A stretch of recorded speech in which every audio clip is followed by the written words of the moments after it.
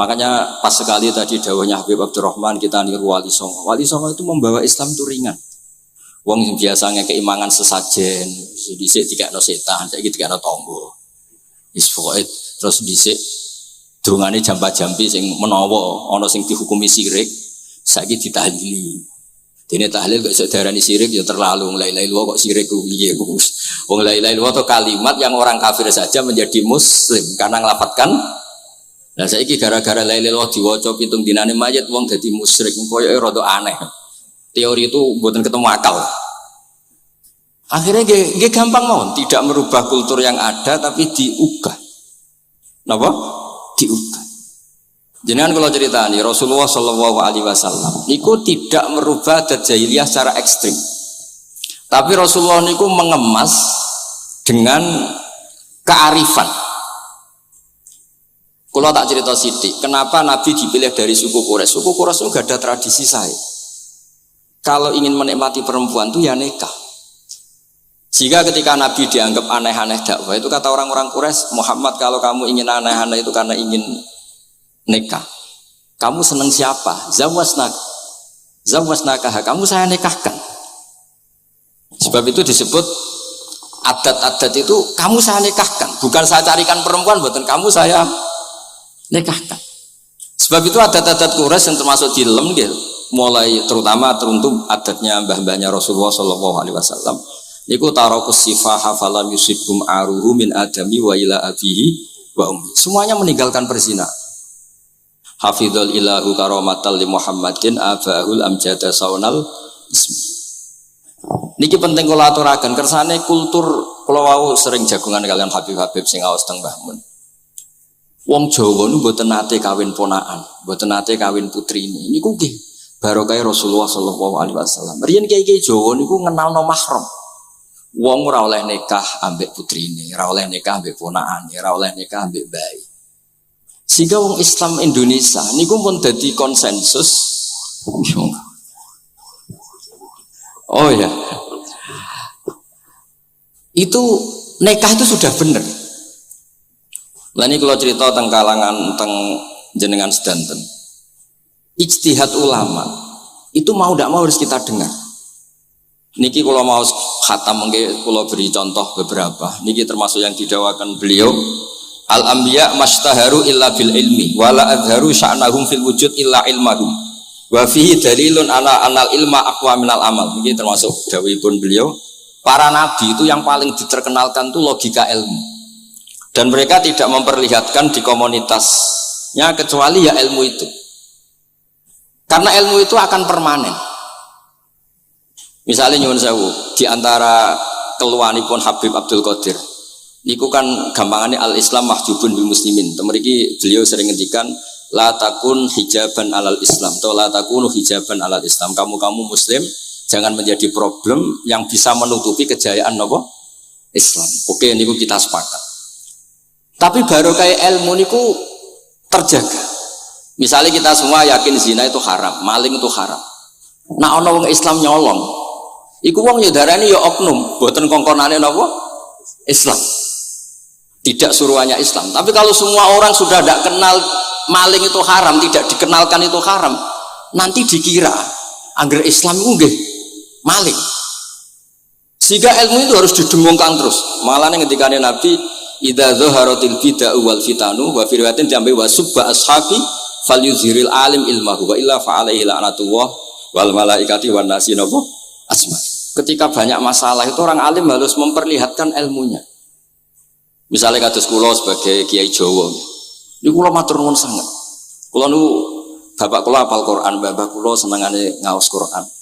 Bapak kula tiyang Kudus niku penekun Quran. Pondok paling sepuh ning Kudus di antaranipun gadani buyut kula. Niku nak ngijazahi niku nura yamsi bihi finnas. Walam yakulillah fil madaris wal masajid. Orang itu punya iman itu harus dibawa finnas. Tertanam di hati manusia. Kalau nate teng Korea, nuriyen tiyang sing gedeng kiai, bareng teng Korea malah jadi kiai. Mergo roh bumi ra ono sujud, ra ono adzan ku nangis. Akhirnya ku nyewa tanah, nyewa tempat tinggi masjid. Jadi sampean ra usah dibakas ning bab wakaf. Piye hukume masjid tanah sewaan? Kowe ora tau nyewa masjid malah kecangkeman ruwet ngoten niku. Pokoke pira-pira ning Korea wonten persewaan rumah damel napa? Dipakai apa? Masjid. Karena Nabi mun ngendikan ju'ilat lanal ardu kulluha masjidan. Mulane sedekah Rasulullah sallallahu alaihi wasallam. Di antara khawasi hadhil ummah niku semua tanah itu bisa dipakai sujud. Tiang Eropa baru kayak bal-balan niku ya akeh wong sujud. Riyen teng Eropa niku wong sujud kangelan gara-gara dituku Sulaiman Fahim teng stadionnya wonten masjid. Mbah mun nak cerita aku tahu salat ning Real Madrid. Dulu sampean cocok ra cocok, sampean ora usah khawatir. Ini kalau orang Islam di Eropa terkontaminasi kalian non muslim piye? Sampean kudu yakin, pokoknya angger ja'al haqqi wa zaqal napa? Batil. Sampean kudu yakin banat uzifu bil haqqi 'alal batil fayadmahu fa idza huwa zahid. Hak ini berdiri sendiri, kuat sekali hak. Hak ini bisa bertarung di mana saja dan kapan saja dan punya tingkat keabadian yang luar biasa. Ini hak. Ketika ada sekolah-sekolah perbandingan agama, kemudian kita menawarkan konsep Tuhan. Tuhan kita adalah wajibil wujud. Tuhan kita tidak pernah tidur, tidak pernah ngantuk, tidak pernah ini itu. Tuhan kita ada sebelum apa saja. Tentu konsep Tuhan ini lebih rasional ketimbang yang lain. Artinya kita menjual Islam itu dengan likaum yakinun, dengan logika sing luar biasa. Sebab itu Quran nak ngajari kita, nak ngenyek Fir'aun, ngenyek Namrud. Kul ara'aitum ma tad'una min dunillah, ketika orang kafir menyembah berhala Lata, Uzza, Hubal. Aruni madza khalaqu minal ardi am lahum syirkun fis samawat. Apa reputasi mereka sebagai Tuhan? Apa melok gawe bumi? Apa pas aku gawe langit turun semen? Yo ora melok gawe ujug-ujug dadi pangeran, ndak ikut menciptakan kemudian tahu-tahu jadi apa? Tuhan. Tapi uniknya ini ceritanya kitab Ithaf. Ithaf itu karanganipun Said Zabidi. Ini lagi-lagi dukung Habib Abdul Qadir tentang ilmu. Kenapa orang Islam disuruh baca sholawat Allahumma sholli ala sayyidina? Itu Said Zabidi cara ngendikan begini. Islam itu ada. Itu setelah Nabi Isa dikultuskan seperti itu. Diangkat sedemikian rupa sampai dituhankan. Tapi Islam ingin umat Islam itu mencintai nabinya. Caranya gimana? Dilatih sholawat Allahumma sholli ala sayyidina Muhammad. Allah tetap pemberi. Nabi Muhammad apapun topnya, apapun hebatnya, tetap yang diberi. Sehingga yang Tuhan jelas Allah, kekasihnya yang bernama Muhammad Shallallahu Alaihi Wasallam. Artinya mencintai nabinya, tapi tidak akan kecelakaan menuhankan nabi. Karena posisinya jelas, Allahumma Allah pemberi, Nabi penerima. Dan selalu kita dilatih Muhammad dan abduhu wa rasuluh, hambanya. Kata abduhu adalah kalimatun farikoh, kalimah yang kita tidak akan mengalami menuhankan seorang nabi. Kayak apa berkahnya hadadin, kayak apa berkahnya ilmu ulama. Makanya kalau setuju beliau ngendikan al-ambiya mashtaharu illa bil ilmi wala adzaru sya'nahum fil wujud illa ilmahum. Terus beliau ngendikan wa fi dalilun ala anal ilma aqwa minal amal. Ya ini kita baru kalian dawa-dawa beliau kula alhamdulillah khatam nggih. Cara kula nyari padanan di kitab-kitab itu mudah sekali karena ini ma'ruf masyhur. Terus di antara dawuhipun ngendikan karamatul ulama adharu min karamatil auliya. Ulama itu sekali keramat itu lebih zahir, lebih manfaat ketimbang keramatnya wali. Saya masih ingat bapak saya kalau ngendikan terkenal wali itu sing untung ini kata bapak. Ini bapak Guyan. Tapi wali basa Jawa loh, ndak wali yang di kitab-kitab itu ndak. Kalau Anda terkenal wali itu yang sowan banyak, apalagi yang nyalon bupati gubernur, itu pasti gula Anda banyak, uang Anda banyak. Dan yang untung Anda. Tapi kalau Anda terkenal ulama, ahli fikih, kados bil faqih itu babahnya ahli fikih. Sampai disebut Ustadz Al-Faqih Al-Muqaddam. Jadi beliau enggak diundang Habib saking terkenal ahli fikih, disebut Al-Faqih Al-Muqaddam, saking ahlinya fikih. Kalau Anda terkenal alim fikih, oh saya kalau tanya khat sama siapa? Sama Bahak misalnya. Mau tanya halalnya penyembelian sama siapa? Sama orang alim itu. Mau haji tanya siapa? Sama orang alim itu. Sehingga yang untung itu Islam karena ada masailul fikih yang bisa diketahui lewat ulama. Jadi kalau Anda terkenal wali, dungam mandi, yang untung Anda. Entah untuk sowanan wae kira-kira gitu. Mboten iki cerita mawon, cerita maknane karomatul ulama adharu min karomatil auliya. Maka saya senang sekali sama keluarga-keluarga yang ahlul ilm. Tadi beliau madah Habib dengan nama Habib Abdul Qadir Darul Hadis, disebut Al-Musnid. Disebut musnid saja ingatan kita pasti sanadnya musalsal ila Rasulillah sallallahu alaihi wasallam. Saya ini kiai Jawa ya, pakai hem seperti ini, pakai peci hitam seperti ini, dan dekat para habaib. Itu karena semua bacaannya Bukhari. Di Bukhari itu ada cerita Jabir bin Abdillah itu termasuk sahabat sepuh. Itu pulang pakai pakaian resmi. Itu dicopot, jubahnya dicopot, imamahnya dicopot. Kemudian beliau sholat akidan torofai izarihi ala atikihi. Sarungnya itu ditancang ning gulune terus sholat di depan umum. Terus ketika ditanya, masa sahabatnya Nabi sholat seperti itu? Biar orang tahu kalau syarat sahnya tidak harus seideal itu. Barokahnya itu satpam bisa sholat dengan pakaian satpam, orang Jawa bisa dengan pakaian Jawa, karena barokahnya Jabir bin Abdillah. Dan beliau ngendikan, saya ini menangi awal Islam bersama Rasulullah, dan beliau yusolli akidan izarohu ala atiki. Jadi usin lagi ragam pegawai SBU, yang penting semuanya nutupi kabeh barokah Bukhari. Dan kenapa kita tahu Bukhari itu? Karena konsensus. Di Rauhah Solo ada Bukhari, Habaib kalau Rejab ada Rauhah Bukhari. Dan beliau begitu bangganya Habib Abdul Qadir ketika putranya Habib Abdullah ngaji Al-Kutubus Sittah. Dan beliau mengharuskan putra-putranya hafal Tirmidzi, hafal Al-Kutubus Sittah. Saya senang sekali karena setiap saya sinau hadis terus ingat hadal kitab Mu'tamadul Habaib, Mu'tamadus Sadat, Mu'tamadul Alawiyin. Sehingga kita terus pede. Sing dadi kiai Jawa terus pede pakaian ngene ya sah anggap ae kaya Jabir. Gampang.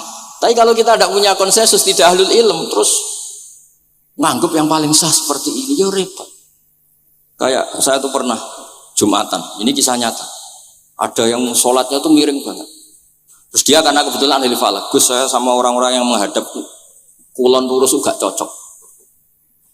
Mergo cara falak itu rondok ngalor atau rondok ngidul. Soalnya nah bangun longgar, Habibur Rahman nggih longgar, rata-rata do longgar alhamdulillah. Terus tak tanya kenapa begitu? Karena secara teori Gus kalau rondok ngulon pas doe Afrika mundi ora Mekah. Lah terus berarti sak masjid mau sing bener kontok. Iya Gus bener.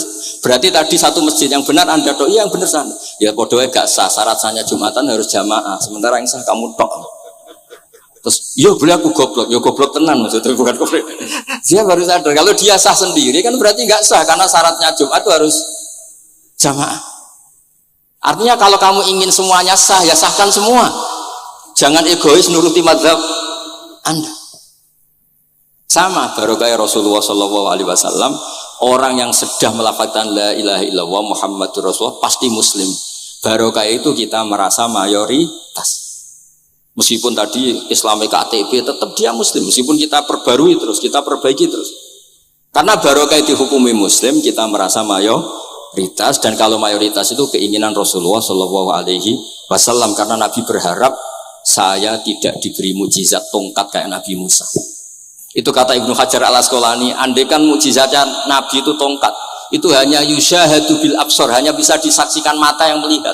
Itu pun disaksikan orang di eranya yang menyaksikan mukjizatnya Nabi Musa. Tapi kalau mukjizatul Quran itu dijaga oleh Rasulullah ila yaumil qiyamah. Barokah Quran wong sing tau nakal, tau apa iso tobat karena Allah selalu ngendikan wa anibu ila rabbikum ayo kembali. Barokah Quran sing sugih sedekah anfiku, sing melarat sedekah sabar. Sing hasud ngempet hasude tok ning mun ibadah. Sing tukang maksiat ngempet tok ra sido maksiat wis ibadah. Mulane dawuh Kanjeng Nabi wong sing kepengin maksiat, orang yang ingin maksiat kemudian tidak jadi maksiat itu wis ganjaran. Mulane sering mawon mboten sida. Jadi barokah sampean kepengin maksiat, iku nek ra sida malah ganjaran.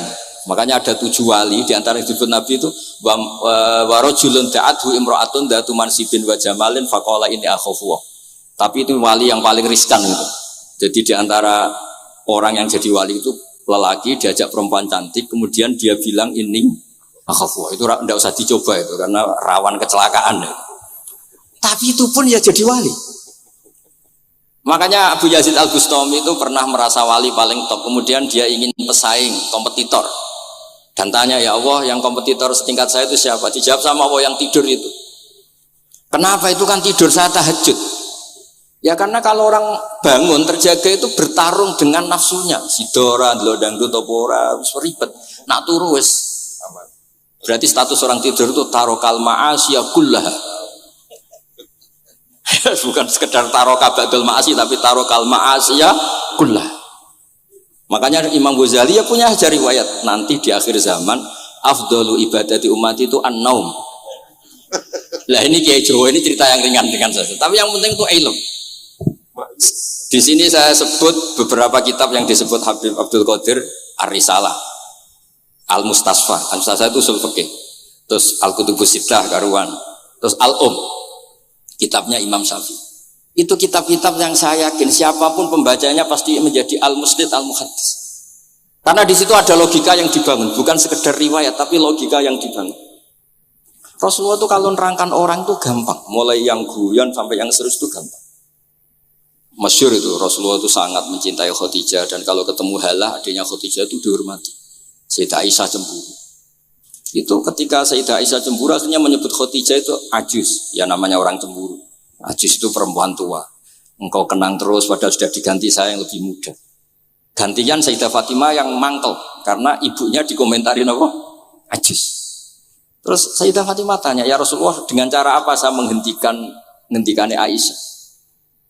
Kata Rasulullah ya gampang, bilang saja sehebat-hebatnya kamu itu perawan dapat duda, ibuku itu janda dapat joko. Karena Khadijah zaman dapat Nabi itu sudah duda, dapat Nabi ini masih joko. Aisyah perawan dapat duda. Semenjak itu sudah Aisyah tidak pernah ngomong lagi, Sayyidah Aisyah tidak pernah ngomong lagi. Nabi itu gampang sekali. Pernah ngendikan tidak ada penyakit menular. Ada aja orang iseng, unta yang tidak gudikan, yang tidak kudisan itu dijejerkan yang waras. Ternyata yang waras ikut kudisan. Orang ini senang. Ya Rasulullah, teori yang tidak ada penyakit menular ternyata ini menular. Nabi enteng jawabnya. Faman a'dal awwala, lalu yang penyakitan pertama tertular siapa? Iya, yang pertama itu asli ya, masukku sing asli. Jadi Nabi itu menyelesaikannya itu bil ilmi. Ya saya ulang lagi, semuanya diselesaikan apa? Bil ilmi. Makanya saya senang sekali, saya pernah ke Pondok Darul Hadis ketika ini Habib Soleh Al-Atos itu dulu termasuk tipe anak angkat sama Mbah Mun. Itu dekat sekali, terus beliau supaya barokah dipondokkan di Darul Hadis. Zaman itu pengasuhnya sudah Habib Rahman, Habib Soleh Al-Idrus yang disuruh jadi surat sebagai bapaknya juga saya. Alhamdulillah sekarang barokah jadi kiai top di Tegal. Ya, baru di Tegal dan sekitarnya tidak tahu saya juga. Yang jelas itu di Islam itu gampang. Kalau kamu terkenal niati syiar, karena Islam itu butuh syiar. Kalau kamu tidak terkenal niati humul itu abadu minar riya. Jangan-jangan Anda lebih wali ketimbang saya karena tidak terkenal. Tapi bisa saja wali saya karena saya bisa menterkenalkan ilmunya Allah dan Rasul. Ya nanti diuji di akhirat siapa yang lebih wali. Tapi yang jelas Islam itu gampang itu. Orang bisa jadi wali lewat apa saja. Karena kebaikan yang ditawarkan Islam itu semua kebaikan. Sampai tak ceritanya, orang sowan Rasulullah itu kan luar biasa. Kayak apa? Hebatnya orang melihat wajahnya Rasulullah, marro'a wajah kaya saat. Tapi ada orang namanya Uwais Al-Qarni. Itu tidak sowan Rasulullah. Karena ibunya tuh manjanya minta ampun, kemana-mana minta digendong. Semua tetangganya sudah sowan Rasulullah kecuali dia. Tapi dia tidak sowan Rasulullah berdasar roh yang ditanamkan Rasulullah, yaitu birrul walidain. Dan itu ya jadi wali. Makanya ketika Habib Soleh bilang jenengan diatur Habib Rahman, Habib saya tidak ketemu fisik, sudah ketemu roh. Al arwah junudun mujannah. Sehingga jenengan yang sowan ke sini langsung ya saya, yang di rumah tapi mencintai Habib ya saya. Yang enggak berani ketemu juga saya, karena sampai sering ketemu nak suladab malah dosa. Atau rapati sering ketemu tapi husnul adab. Mulai dulu sahabat ya gitu. Ada yang sowan Nabi, ada yang enggak pernah sowan. Alasannya takut ganggu. Wali ada yang ditanya, kalau kamu di surga ingin melihat Allah apa enggak? Ada yang jawab tidak, katanya. Kan aneh. Kenapa? Unazzihu dzalikal jamal an-nadhari misli. Saya ingin Allah itu tidak terkontaminasi karena dilihat saya. Karena wong potongan ini kan tahu delok dangdut macam-macam, jadi sojol lah sebenarnya. Allah itu selamat sangka mata yang pernah digo macam-macam kira-kira gitu. Jadi wali itu yang macam. Dan itu kalau ilm, saya lagi ilm itu ada semua.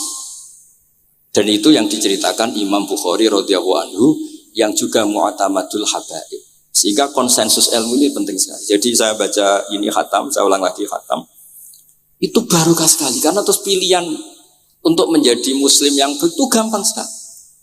Karena yang dikatakan kebaikan itu fi'lul awamir atau imtisalul awamir wastinabun nawahi. Ya, istinabun nawahi itu kan nggak modal. Kamu di rumah, guyon sama anak istri tidur, udah ndak zina, ndak maling, ndak ngerasane orang, ndak nyopet. Kalau kelasnya dinaikkan ya tahajud, tapi itu kan butuh potongan, butuh soleh sing agak naik sedikit. Tapi sementing itu tarkul apa? Maas.